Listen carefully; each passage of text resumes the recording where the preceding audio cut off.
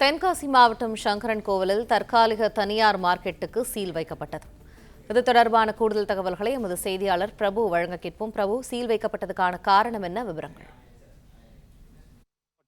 சங்கரன் கோவில் பழைய அண்ணா பேருந்து நிலையம் புதிய கட்டிடம் கட்டுவதற்காக அங்குள்ள காந்திஜி நினைவு மார்க்கெட் இடிக்கப்பட்டது. இந்த நிலையில் அங்குள்ள வியாபாரிகள் ஒன்றிணைந்து அங்குள்ள தாலுகா அலுவலகம் அருகே தற்காலிக தனியார் மார்க்கெட் ஒன்று கட்டி வழிநடத்தி வந்தனர். இந்த நிலையில் புதிய பேருந்து நிலையம் அருகே அரசு சார்பில் புதிய மார்க்கெட் கட்டிடங்கள் கட்டப்பட்டுள்ளன. மேலும் அதில் வைப்பு தொகை மற்றும் வாடகை அதிகமாக உள்ளதாக கூறி வியாபாரிகள் அந்த கடைகளுக்கு செல்ல மறுத்து தற்காலிக தனியார் மார்க்கெட்டை தொடர்ந்து நடத்தி வந்தனர்.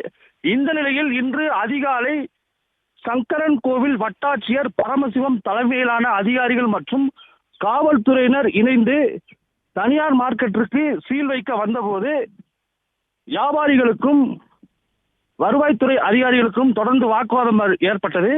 பிளே ஸ்டோர் மற்றும் ஆப் ஸ்டோரில் இருந்து பாலிமர் செயலியை QR கோடு மூலம் பதிவிறக்கம் செய்யுங்கள். செய்திகளை உடனுக்குடன் பெறுங்கள்.